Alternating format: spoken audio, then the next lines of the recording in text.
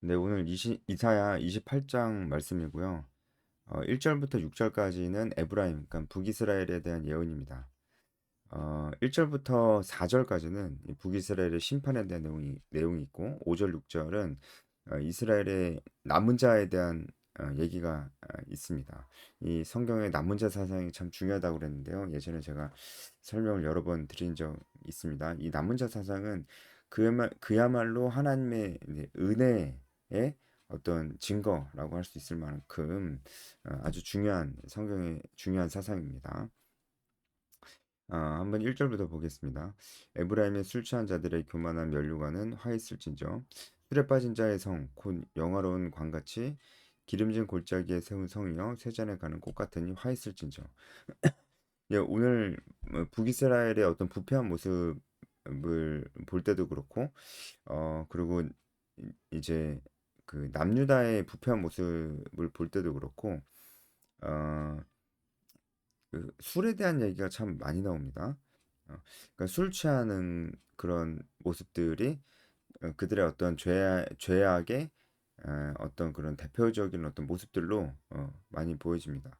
그러니까 1절에도 이제 북이스라엘의 죄악을 지적하면서 그들이 술 취한 모습을 지금 얘기하고 있고요. 그래서 1절에 술 취한 자들, 술에 빠진 자 이렇게 얘기를 하고 있고 3절에도 술 취한 자들이라고 이렇게 또 나오고 또 7, 8절은 이제 남유다에 가는 예언이거든요. 이 남유다의 어떤 죄악에 관한 얘기를 할 때도 그 포도주, 독주로 말미암아 비틀거린다. 이런 술에 관련된 것이 많습니다. 그래서 크리스찬의 음주 문제에 대해서 뭐 이제 많이 얘기도 하고 막 그러잖아요. 어, 성경은 분명히 술에 대해서 좋게 얘기하고 있지 않습니다. 뭐 안 취한 정도로 마시면 어떠냐. 저도 이제 예, 그 얘기 하기가 정말 너무 많이 해가지고 입이 아픈데요. 술은 안 마시는 게 좋습니다. 뭐 외국에 가면 교회 다니는 사람들 다 마신다 뭐 그렇게 얘기하는데 그건 외국이잖아요. 우리나라는 안 마시는 분위기잖아요. 교회가 술을 금주하는 분위기잖아요. 그러면 이 분위기는 너무 좋은 분위기예요. 왜 이 좋은 분위기를 쟤네들은 마시지 않냐 그러면서 왜 음주 문화를 교회에 들여오려고 하는지 모르겠어요. 술 마시는 것 자체가 죄는 아닙니다. 하지만 술은 취하기 쉽습니다. 이 취한다는 것이 아주 위험한 거예요. 어, 취한다는 것은 우리가 어떤 죄를 짓기 아주 쉬운 상태로 가게 된다는 것입니다. 아까 뭐 지금은 여기 대해서 길게 얘기할 수는 없고요. 성경에서는 분명히 어떤 죄악상에 대해서 고발할 때 그 술에 관련돼서 많이 나옵니다. 그건 사실이에요. 그러니까 성경이 절대로 음주를 권하지 않습니다. 금주를 권하면 아주 강력하게 권하지 음주를 권하진 않거든요. 그런데 왜 자꾸 이제 술을 마시려고 하는지. 그게 그 정말 좋지 않습니다. 왜냐면 이제 음주는 반드시 문화를 만들어내요. 그 어느 나라 가나 음주는 문화가 있어요. 왜냐면 보통 술은 같이 마시기 때문에 하나의 문화를 형성하거든요. 그러니까 교회에 이 음주 문화를 자꾸 가지고 들어오려고 하는데 정말 그 혼자 마시세요. 혼자. 정 나는 금주를 못하겠다 하면 혼자 마시라고요. 혼자. 꼭 교회 사람들이랑 같이 마시지 마세요. 그거 얼마나 정말 그 안 좋은 문화를 자꾸 교회에 가지고 들어오려고 하는지 어, 뭐 굉장히 쿨한 척하면서 얘기를 하는데 그 정말로 그 혼자 마시세요. 예. 그 술에 대해서 성경에서 나와서 제가 잠깐 음주에 대해서 좀 얘기를 했습니다. 에브라임의 죄악상도 분명히 술 취함과 관련이 돼 있고 또 술 취함을 가지고 또 단순히 음주 문제만 얘기하는 것은 아닙니다. 그들이 술에 취한 자처럼 올바로 분별을 못하고 네, 이제 어, 그렇게 죄를 짓고 있는 모습을 총체적으로 얘기한 것이기도 합니다. 1절에 기름진 골짜기라고 되어 있는데요. 이 기름졌다고 하는 것은 이제 어떤 그런 이제 비옥하다 아, 그런 뜻이죠. 이 기쁨과 즐거움을 상징합니다. 이것은 이제 북이스라엘이 아주 잘 나갈 때, 뭐 예를 들어서 아합 왕이 다스릴 때 굉장히 화려한 삶을 살았습니다. 뭐 계절마다 머물 수 있는 궁을 다 따로 만들고 여름 궁도 있었고 겨울 궁도 있었습니다. 그렇게 화려하게 살았습니다. 풍요롭게 살았습니다. 그걸 빗대어서 기름진 골짜기라고 이렇게 얘기를 하고 있습니다. 그리고 세잔해가는 꽃이라고 얘기하고 있어요. 꽃이긴 꽃이죠. 이제 풍성하게 살았었고 화려했었으니까. 그런데 이제 세잔해가는 꽃이 바로 그 북이스라엘이라 얘기를 하고 있습니다. 2절 보라 죽게 있는 강하고 힘 있는 자가 쏟아지는 우박같이 2절 자체가 이제 북이스라엘의 그런 풍요로움들이 금방 짓밟힐 것이고 하나님께서 그들을 심판하실 때 누군가를 통해서 심판하실 것이라는 것을 2절 보면 알 수가 있죠. 하나님께서 강하고 힘 있는 자를 이제 그 북이스라엘에 보낼 것이다라고 하는 말씀을 하고 있는 겁니다. 그런데 이제 강하고 힘 있는 자가 북이스라엘을 공격해 올 것인데 그 공격해 오는 모습을 세 가지 자연 현상으로 이렇게 묘사를 해 놓은 것이죠. 우박, 광풍, 큰 물. 이 세 가지 자연 현상으로 굉장히 힘 있는 세력들이 북이스라엘을 강타할 것이다. 그리고 그 힘 있는 세력들은 하나님께서 보낸 자들이다라고 하는 것을 얘기하고 있습니다. 우박이나 광풍이나 큰 물이나 공통된 특징이 있다면 갑자기 내리는 것이고 굉장히 파괴적이라는 것입니다. 그리고 또 하나의 공통점이 있다면 이 성경에 어떤 재앙의 의미로 다 그 한 번씩 하나님께서 어, 사용하셨던 어떤 그런 하나님께서 어떤 심판의 방법으로 사용하셨던 것들이에요. 우박하면 이제 이집트의 재앙이 생각이 나죠. 그리고 광풍하면은 광풍하면 뭐가 딱 떠오르진 않네요. 큰 물 하면은 노아의 홍수가 생각이 나죠. 어쨌든 이것은 갑자기 북이스라엘에 불어닥칠 어떤 그런 어, 그 멸망, 심판에 대해서 얘기를 하고 있습니다. 그들이 손으로 그 면류관을 땅에 어, 던지게 될 것입니다. 이제 북이스라엘이 멸망하게 될 것이라는 거죠. 3절 에브라임의 술 취한 자들의 교만한 면류관이 발에 밟힐 것이라. 이 에브라임의 그러니까 북이스라엘의 잘못이 있었다면 교만한 겁니다. 교만함. 교만함이 무엇인지를 우리가 항상 생각해 봐야 되는 게 성경에서는 정말 그 교만한 것이 큰 죄로 많이 나오고 있습니다. 그러니까 교만한 것이 그냥 뭐 잘난 체하고 이런 게 아니에요. 교만한 거 성경에서 말하는 교만함은 뭐냐면 그냥 자기 혼자 씩씩하게 살아가는 사람입니다. 그 사람이 아주 교만한 사람이고 아주 악한 사람입니다. 자기 혼자 열심히 살아도 근면하고 성실하게 살고 정말 무엇인가를 이뤄내고 해도 자기 혼자 하나님 의지하지 않고 씩씩하게 살아가는 그 사람이 아주 교만한 사람, 성경에서 말하는 아주 악한 사람입니다. 그렇죠? 우리가 보는 그런 관점이랑 정말 다를 수 있습니다. 그러니까 우리 스스로도 교만한 삶을 살고 있지는 않은 거를 늘 생각해 봐야 돼요. 아무리 열심히 살아도 교만한 사람이 될 수 있어요. 정직하게 성실하게 살아도 교만한 사람이 될 수 있습니다. 어떨 때요? 하나님을 의지하지 않을 때 전심으로 하나님을 의지하지 않을 때, 하나님과 인격적인 동행하는 삶을 살고 있지 않을 때, 하나님 뜻이 무엇일까를 늘 고민하면서 그 뜻대로 살기를 힘쓰지 않을 때, 네, 그런 사람들 뭐 하나님 의지하지 않는 거잖아요. 그러면 교만한 겁니다. 아, 이들의 죄악이 참 교만한 것이었다는 것을 알 수 있고 이 교만한 면류관이 이 강한 나라들 하나님의 심판의 도구가 된 이 이방의 강한 나라들로 인해서 그 면류관이 발에 밟힐 것이다 이렇게 얘기하고 있습니다. 이 고대 근동 지역에서 이 발을로 밟는다는 것은 굉장히 모욕적인 행동이었어요. 어, 전쟁을 했어요. 이긴 나라 왕이 진 나라 왕의 목을 밟고 지나가기도 했습니다. 굉장히 모욕을 주는 것이죠. 그래서 북이스라엘이 모욕을 당하게 될 것이다라는 겁니다. 4절에 그 기름진 골짜기 또 나오죠.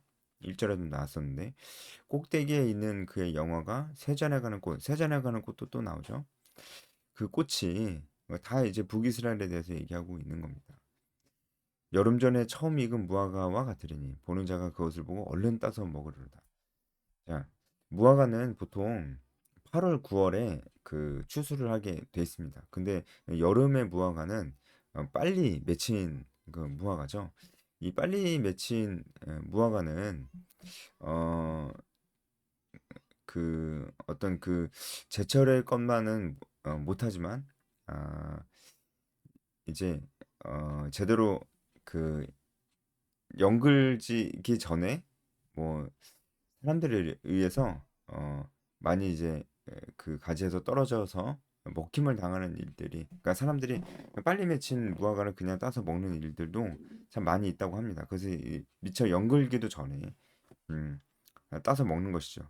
그래서 지금 북이스라엘이 여름 전에 처음 익은 무화과라고 이렇게 얘기를 하고 있는 겁니다. 이것은 연글기 전의 무화과. 그러니까 북이스라엘이 뭔가 이렇게 더 막 자기들 스스로 화려한 삶을 살고 싶었는데 마치 이제 마치가 아니고 미처 그러기도 전에 누군가에게 따먹히고 많은 것이죠. 멸망하게 되고 많은 것이죠. 심판을 받게 되고 많은 것이죠. 자기 나름대로 북이스라엘은 교만했으니까 자기 나름대로 뭔가 열심히 살면서 이루고자 하는 뭔가가 있었을 거예요. 사람들 각자 마음속에 그런 소망도 있었고 뭐 있었을 거예요. 그러면서 열심히 살았을 겁니다. 그러면서 꿈꾸고 있는 삶이 있었겠죠. 근데 그런 꿈꾸는 삶이 미처 연글기도 전에 망해버릴 것이다 이렇게 얘기하는 것이죠. 이것이 교만한 자의 최후입니다. 교만한 자의 최후예요. 어, 보는 자가 그것을 보고 얼른 따먹으리로다. 실제로 북이스라엘은 이렇게 뭔가 꽃 피우기 전에 쇠잔에 가는 꽃처럼 꽃 피우기 전에 나라가 이제 멸망을 했습니다. 그리고 북이스라엘은 굉장히 빨리 그 점령을 당했어요. 아수르가 북이스라엘을 포위한 지 3년 만에 함락시켰거든요. 3년. 근데 이 3년이 되게 짧은 시간이에요. 예를 들어서 어 블레셋의 수도인 아스도옷은 아수르가 포위한 지 29년 만에 함락됐고요. 두로 같은 경우에는 13년 만에 함락됐습니다. 그러니까 상대적으로 북이스라엘 사마리아는 굉장히 빨리 함락이 된 것이죠. 이걸 봐도 어, 굉장히 빨리 따먹히는 무화과. 이것이 북이스라엘의 운명을 예언하고 있는 것이 맞습니다. 5절 그날의 만군의 여호와께서 자기 백성의 남은 자에게 영화로운 면류관이 되시며 아름다운 화관이 되실 것이라. 5, 6절은 이제 심판에 대한 메시지가 아니고 북이스라엘의 남은 자들에 대한 메시지입니다.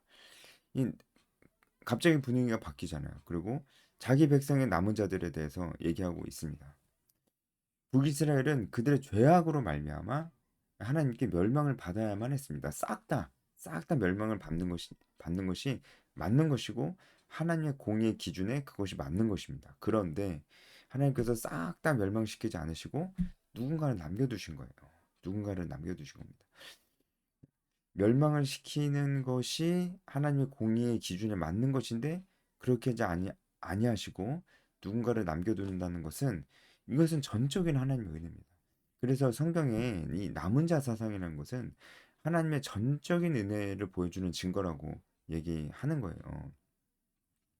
그래서 보통 이 남은 자들은 북이스라엘이 아무리 타락하고 그렇게 패역하였어도 하나님을 향한 믿음을 지키는 소수가 있었습니다. 그런 사람들을 하나님께서 남겨 두시는 거예요. 그런 사람들이 이제 남은 자입니다. 그래서 여호와께서 자기 백성의 남은 자 이렇게 말씀을 하시잖아요. 어, 하나님께서 그들의 면류관이 되시고 그들의 화관이 되실 것이다. 이렇게 말씀하시는 거예요.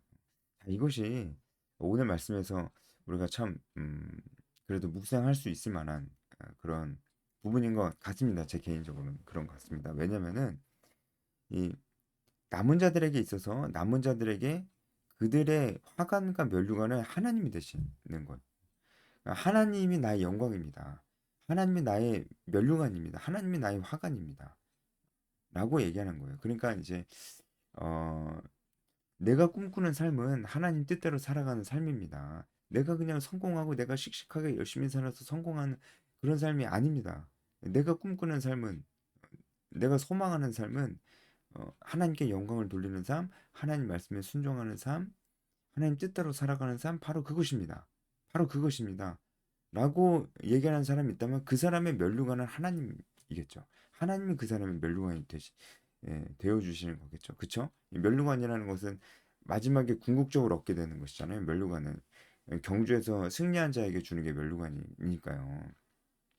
여호와가 그들의 면류관이 된다는 것은 이 사람들이 이제는 자신들이 무엇인가 이 세상에서 얻을 수 있는 부귀영화를 자신의 면류관으로 삼는 것이 아니고 방금 말씀드렸듯이 하나님 말씀에 순종하고 그 말씀대로 사는 삶이 그들의 궁극적인 소망이 되는 거예요. 아주 좋은 거죠, 그죠? 이것이 참 오늘 본문 말씀 속에서 우리가 함께 봐야 될 말씀이 뭐냐면은 바로 1절입니다. 북이스라엘의 죄악상을 지적할 때 어땠습니까? 북이스라엘을 두 가지로 비유해서 얘기를 했었는데요. 바로 기름진 골짜기 쇠잔해가는 꽃이었습니다. 그 표현이 4절에도 또 나오잖아요. 그쵸? 말 그대로 이스라엘은 꽃처럼 피어나고 싶었어요. 그런데 그것이 하나님과는 아무 상관이 없었고 그냥 하나님 의지하지 않고 자기 혼자 씩씩하게 살아가면서 아, 난 이거 되고 싶어요. 저거 되고 싶어요. 저거 해보고 싶어요. 이거 가져보고 싶어요. 이제 그래서 열심히 살 거예요. 이것도 해보고 저것도 해볼 거예요. 이제 그런 그들의 허황된 꿈이었죠. 쇠잔해 가는 꽃이었습니다. 그들에게 있어서 그들에게 있어서 면류관은 그들에게 있어서 화관은 자신들이 꿈꾸는 어떠한 삶이었어요. 아주 나이스한 삶이죠. 예, 그런 삶이었습니다. 워라밸을 지켜가면서 어, 커리어를 쌓아가면서 돈도 벌고 삶도 즐기는 어떤 그러한 삶이 그들에게 있어서는 화관이고 면류관이었습니다. 하지만 하나님께서는 그런 그들의 소망을 쇠잔해가는 꽃이라고 그렇게 표현하고 계시는 겁니다. 대신에 남은 자들에게는 하나님이 면류관이 되시고 화관이 되시는 거예요. 대조가 되죠. 대조가 되면서 이 세상에서 우리가 하나님을 의지하지 않고 무엇인가 소망하면서 열심히 살아가는 것이 얼마나 허무한 것인지 허무한 것뿐만이 아니고 그것이 하나님 보시기에 얼마나 큰 죄악인지를 우리에게 말씀해 주시고 계시는 것입니다. 반면에 하나님을 면류관으로 삼고 사는 삶이 얼마나 영광스러운 것인지를 얘기해 주고 있는 것입니다.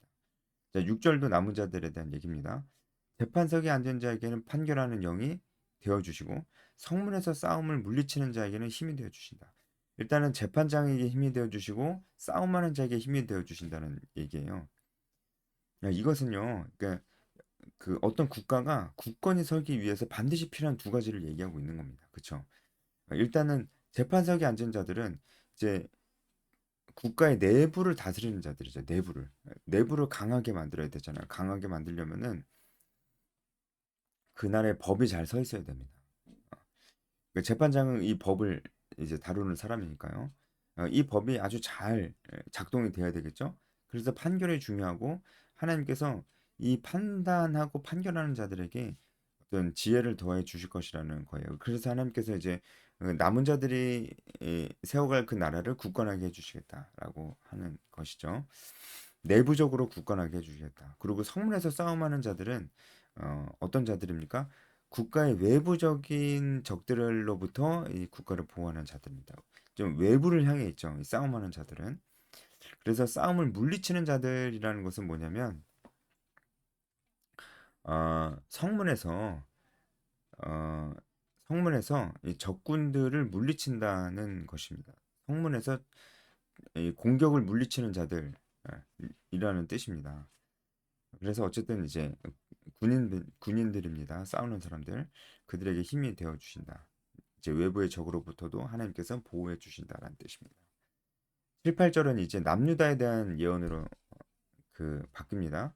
그리하여도 이들은 포도주로 말미암아 엿걸음치며 독주로 말미암아 비틀거리며 제사장과 선지자도 독주로 말미암아 엿걸음치며 포도주에 빠지며 독주로 말미암아 비틀거리며 환상을 잘못 풀며 재판할 때 실수하나니. 자, 여기서 독주로 말미암아 이제 술에 대해서 제가 앞서 말씀드렸으니까 더 얘기하지는 않겠습니다. 옆걸음을 치고 비틀거리는 이런 모습들은 실제로 이들이 보여줬던 모습이기도 하지만 이들이 무엇인가 올바로 판단하지 못하고 도덕적으로 올바르게 살아가지 못하고 있는 모습들도 같이 보여주고 있는 것입니다. 근데 문제는 이렇게 살아가는 사람들이 제사장과 선지자들이라는 거예요. 그러니까 민족의 모범이 돼야 될 사람들이 그렇게 하고 있다는 거예요. 이 얘기는 모든 책임을 제사장과 선지자들에게 돌리는 것이 절대로 아닙니다. 이런 거, 이 말씀을 보면서 그래. 우리나라도 저기 대형교회 목사님들 그런 어떤 목사님들이 다 썩어 빠져가지고 세습하고 썩어 빠져가지고 우리 한국 교회가 어려운 거야. 이렇게 생각하면서 적용하면 안 된다라는 말씀이에요. 제사장과 선지자도 이렇게 타락할 정도로 이스라엘 전체가 타락했다는 말씀을, 그러니까 남유다 전체가 타락했다는 말씀을 하고 있는 겁니다. 모든 책임을 제사장과 선지자에게 돌리는 말씀은 아니라는 거예요. 제사장과 선지자도 이렇게 타락했는데 하물며 다른 사람들이겠느냐? 뭐 말하자면 그런 말씀인 겁니다. 실제로 남유다 전체가 타락했어요. 전체가. 하지만 제사장과 선지자에게 더 큰 책임을 묻는 것은 맞습니다. 그건 또 사실이에요. 지금 우리가 한국교회를 생각할 때도 모든 책임을 다 무슨 대형교회 목사님들에게 돌리고 뭐 그런 사람들이 있는데 그 아주 이상한 생각이에요. 대형교회 목사님들 몇 명만 잘못해서 한국교회가 타락하지 않습니다. 절대로. 어, 교회는 그렇게 무너진 적이 없었어요. 모두 다 타락할 때 무너지지 어떤 소수의 몇 사람 때문에 붕괴되고 그런 일은 없습니다. 우리 모두가 잘못하는 것이 가장 무서운 것이죠. 하지만 그럼에도 불구하고 목사님들, 그것도 대형교회 목사님들이 더 큰 책임이 있는 것은 그건 또 맞습니다.